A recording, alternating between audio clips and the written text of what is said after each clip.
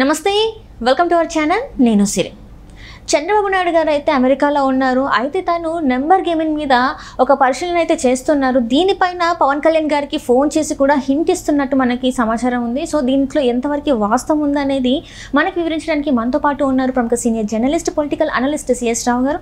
నమస్కారం సార్. నమస్తే. సో ఇప్పుడు చూస్తున్నట్టయితే చంద్రబాబు నాయుడు గారు అమెరికాలో అయితే ఉన్నారు. అక్కడ నెంబర్ గేమింగ్ మీద ఏదైతే ఇప్పుడు ఎన్నికలు మనకు ఉందో దాని మీద నెంబర్ గేమింగ్ మీద అయితే తను ఒక పరిశీలన అయితే చేస్తున్నట్టు, దాని మీద పవన్ కళ్యాణ్ గారు కూడా ఫోన్ చేసి కొన్ని హింట్స్ ఇస్తున్నట్టు మనకైతే సమాచారం ఉంది. ఇందులో ఎంతవరకు వాస్తవం ఉందంటారు? సో ఒకటేంటంటే చంద్రబాబు నాయుడు అమెరికా వెళ్ళారు, అందుకంటే ముందే లోకేష్ కూడా అమెరికా వెళ్ళారు. ఇద్దరు అమెరికాలో ఉన్నారు. వాళ్ళు పోలింగ్ అయిపోయిన తర్వాత వెళ్ళారు.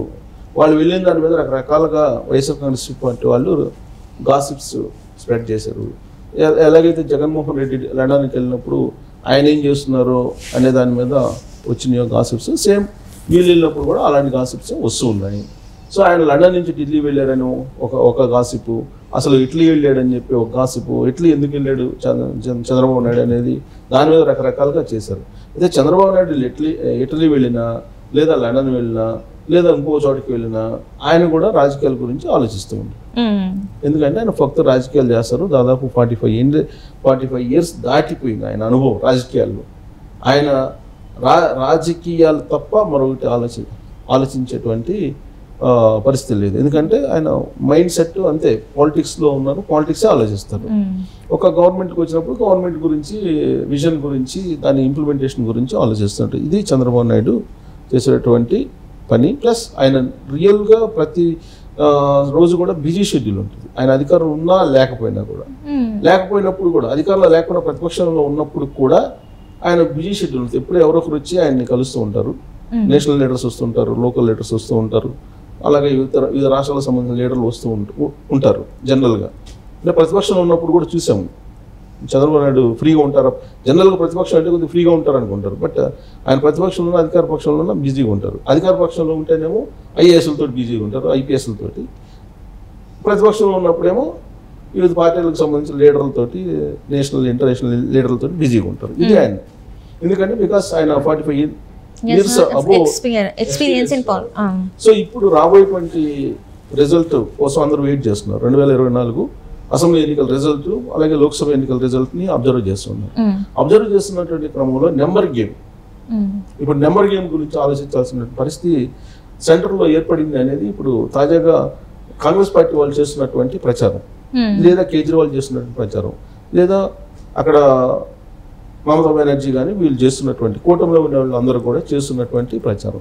ఎందుకంటే గతం కంటే కూడా ఎక్కువ వస్తాయని చెప్పి మోడీ చెప్తుంటే, లేదు అక్కడ అంతా సంకీర్ణ ప్రభుత్వం ఏర్పడుతుందని చెప్పేసి కేసీఆర్ చెప్తున్నాడు. సంకీర్ణ ప్రభుత్వం ఏర్పడుతుంది, నాకు 12 నుంచి 14 కానీ గెలిపిస్తే నేనే ప్రధానమంత్రి అవుతానని చెప్పి చెబుతున్నాడు. అంటే మనం ఫస్ట్ నుంచి కూడా చూసాం సార్. ఎందుకంటే మోదీ గారు కూడా చెప్పడం జరిగింది. అంటే కాకపోతే పోలింగ్ తర్వాత సీన్ అంతా రివర్స్ అయిపోయింది, అనుకున్న స్థాయిలో అయితే ఓటింగ్ పడలేదు అని చెప్పేసి కూడా వార్తలు వచ్చాయి. సో అందుకే వీళ్ళు ఆంధ్రప్రదేశ్ మీద ఖచ్చితంగా రావాలి అని చెప్పేసి వాళ్ళు ఆశలు పెట్టుకున్నట్టు కూడా మనకి వార్తలు ఉన్నాయి. మరి సో 4వ ఫేజ్ జరిగింది, ఆంధ్రప్రదేశ్ ఎలక్షన్ 4వ విడత జరిగింది. సో 4వ విడత జరిగింది కాబట్టి ఫస్ట్ 3 విడతలుగా అనుకున్నటువంటి స్థాయిలో రావేమో అనేటువంటిది ఒక ఏదో సమాచారం అందుకున్న నరేంద్ర మోడీ. అందుకే లోకల్ ఛానల్స్తో సహా ఇంటర్వ్యూలు కూడా ఇస్తున్నారు అనేది ఒకటి చెప్తూ ఉన్నారు. ప్లస్ ఆయన మాటలు కూడా ముస్లింలకి పంచి పెడతారు, హిందువుల ఆస్తులు, పుస్తకాలు హిందువులు తీసుకెళ్ళి కూడా ఇచ్చేస్తారు, ఇలాంటివన్నీ చేస్తున్నారు. ఆయన చేసినటువంటి కామెంట్లను బట్టి చూస్తే కనుక కొంచెం నిజంగానే కాంగ్రెస్ వాళ్ళు చెప్తుంది నిజమవుతుందా అనేటువంటి ఒక అభిప్రాయం కలుగుతుంది సహజంగా. సో ఇలాంటి పరిస్థితుల్లో దేశంలో నెంబర్ గేమ్ ఎలా ఉంటుంది అనేది, యాక్చువల్గా 272 ఈజ్ ద మ్యాజిక్ ఫిగర్. ఏదో నేషనల్ లెవెల్లో ప్రధానమంత్రి కావడానికి 272 అబోవ్ రావాలి. అబోవ్ వస్తే కనుక ప్రధానమంత్రి కావడానికి అవకాశం లేదు. సో సంకీర్ణం అంటే భాగస్వామ్యం, ఎన్డీఏ భాగస్వామ్య పక్షం, ఇండియా భాగస్వామ్య పక్షం, ఈ రెండే కదా ఉంది. సో 272 అబోవ్ ఎవరికి వస్తే వాళ్ళే ప్రభుత్వాన్ని ఏర్పాటు చేస్తారు. సో ఆ నెంబర్కి ఏమైనా రీచ్ అయ్యే అవకాశం ఉందా లేదా అనే దాని మీద ఒక పరిశీలన చేస్తూ ఉంటే, ఎలాగో నేషనల్ లెవెల్లో చంద్రబాబు నాయుడిని అవసరానికి ఖచ్చితంగా రాజకీయంగా వాడుకుంటారు ఎవరు, మోడీ కానీ అమిత్ షా కానీ. అది ఒక నెంబర్ గేమ్ అయితే ఆంధ్రప్రదేశ్లో ఉండేటువంటి పరిస్థితి ఏంటి అనే దాని మీద సీరియస్గా చంద్రబాబు నాయుడు ఆలోచిస్తున్నట్టు తెలుస్తుంది. ఏంటి, ఆంధ్రప్రదేశ్లో ప్రభుత్వాన్ని ఏర్పాటు చేయాలంటే మ్యాజిక్ ఫిగర్ 88, 88 మంది ఎమ్మెల్యేలు కావాలి. సో మొత్తం 175 ఎమ్మెల్యే స్థానాలు. సో 88 మ్యాజిక్ ఫిగర్ దాటాలి. 88 మ్యాజిక్ ఫిగర్ కేవలం తెలుగుదేశం పార్టీయే దాటుతుంది అనేది సర్వేలు చెప్తున్నాయి. Okay, only Telugu Desam party. కూటమికి వచ్చేటప్పటికి అన్ని కలిపి 120 దాటే అవకాశం ఉందని చెప్పి అంటున్నారు. 120 నుంచి 140 కన్నా ఎక్కువ వస్తాయి అని కొన్ని సర్వేలు చెప్తున్నారు. జగన్మోహన్ రెడ్డి గారు కూడా చెప్పారు కదా, అంటే లాస్ట్ టైం చూస్తే 151 వాళ్ళు గెలిచారు. అండ్ ఈసారి మనం చూస్తున్నట్టయితే ఐపాక్ అక్కడ టీం వాళ్ళతో కూడా చెప్పడం జరిగింది, లాస్ట్ టైం కన్నా ఎక్కువ స్థానాలు గెలిచే అవకాశం ఉన్నాయి. అంటే 151 సీట్ల కన్నా ఎక్కువ వచ్చే అవకాశం ఉందంటారా మరి? ఇప్పుడు జగన్మోహన్ రెడ్డి ఏం చెప్పారు, వై నాట్ 175 అన్నారు. అది అసాధ్యం అని అందరికీ తెలుసు. కానీ వాళ్ళు వై నాట్ 175 అన్నారు.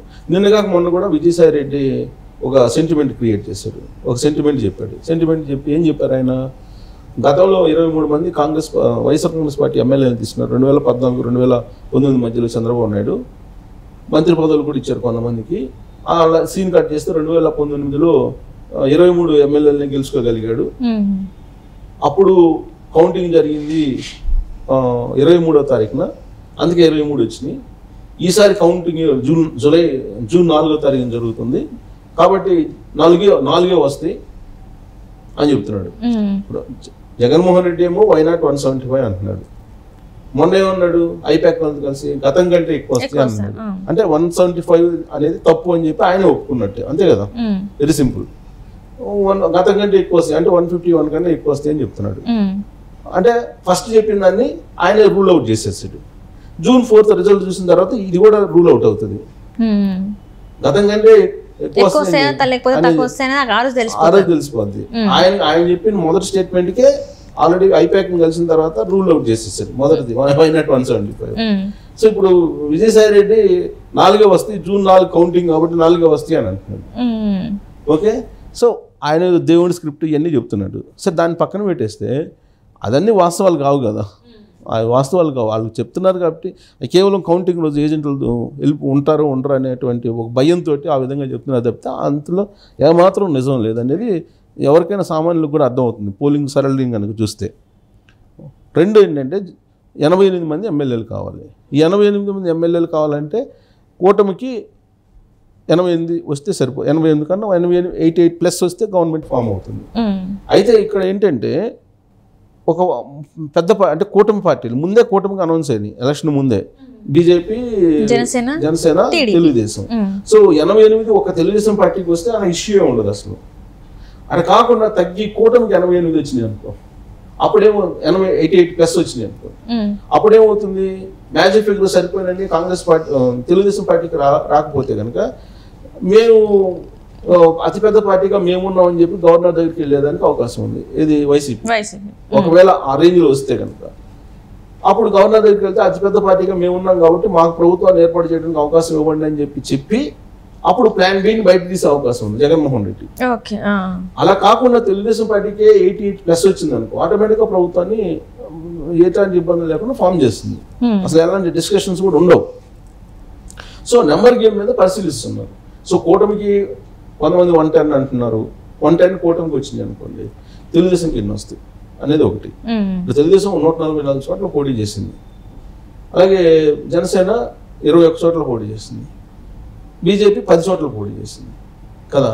సో మొత్తం కలిపి కూటమికి కనుక ఏదన్నా 100 అట్లా జరిగినాయి అనుకో, 100 వచ్చినప్పుడు 100లో జనసేనకు ఒక 20 వచ్చినాయి, 18 అలా వచ్చినాయి అనుకోండి, లేదా బీజేపీకి ఒక 4-5 వచ్చినాయి అనుకో, అప్పుడు వాళ్ళ రెండు పార్టీలు కలిపి 23 అవుతాయి, 22-23 అవుతాయి కదా.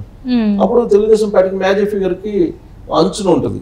అలాంటప్పుడు వైఎస్ఆర్ కాంగ్రెస్ పార్టీ మేము అతిపెద్ద పార్టీ అనే వచ్చే అవకాశం ఉంటుంది అనే యాంగిల్లో వాళ్ళకు కూడా పెరుగుతాయి కదా అప్పుడు ఆటోమేటిక్గా. సో అలా కాకుండా ఆ డిస్టర్బెన్స్ కాకుండా ఈ నెంబర్ గేమ్ అనే దాని మీద ఆయన చర్చిస్తున్నాడు. సో నెంబర్ గేమ్లో ప్లస్ జగన్మోహన్ రెడ్డి కూడా ప్లాన్ బి రెడీ చేస్తున్నాడు కాబట్టి చంద్రబాబు నాయుడు ఈ నెంబర్ గేమ్ మీద అటు నేషనల్ స్థాయిలో ఇటు రాష్ట్ర స్థాయిలో కూడా ముందే జాగ్రత్త పడుతూ పవన్ కళ్యాణ్కి ఇంటి ఇస్తున్నాడు. ఎందుకు ఇస్తున్నాడు అంటే గతంలో ఒకే ఒక ఎమ్మెల్యే జనసేన గెలిచాడు, రాపాక ప్రసాద్, ఆయన ఏమో వైఎస్ఆర్ కాంగ్రెస్ పార్టీకి. ఇప్పుడు జనసేన పార్టీ నుంచి గెలిచేటువంటి వాళ్ళు ఒక 10 మంది 15 మంది ఉంటారు అనుకుందాం, లేదా 18 మంది ఉంటారు అనుకుందాం, లేదా 20 మంది ఉంటారు అనుకుందాం. వాళ్ళని కాపాడుకునేటువంటి బాధ్యత ఎవరిది? పవన్ కళ్యాణ్, చంద్రబాబు నాయుడుది కాదు కదా.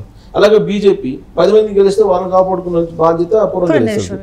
సో కాబట్టి వాళ్ళందరినీ కోఆర్డినేట్ చేస్తూ నెంబర్ గేమ్ కు సంబంధించినటువంటి అంశాన్ని పరిశీలిస్తున్నారు. ఇన్ కేస్ ఒకవేళ ఇలా అంటారు కీడించి బేలించమంటారు కదా, వన్ సైడ్ పోలింగ్ అనేది అర్థమైపోయింది. ఆ 140 వస్తాయి అని చెప్పి చంద్రబాబు నాయుడు చెప్తున్నారు రివ్యూ మీటింగ్ సమీక్షించిన తర్వాత. ఒకవేళ అటు ఇటు అయితే కనుక నెంబర్ గేమ్ దానికి కూడా సిద్ధపడుతున్నారు, నెంబర్ గేమ్ లో ముందు ఉండడానికి. సో అమెరికా నుంచి అలాంటి ఆపరేషన్ కొనసాగుతుంది అనేది కూడా తెలుస్తుంది. Right sir, right. Thank you so much sir. Thank you.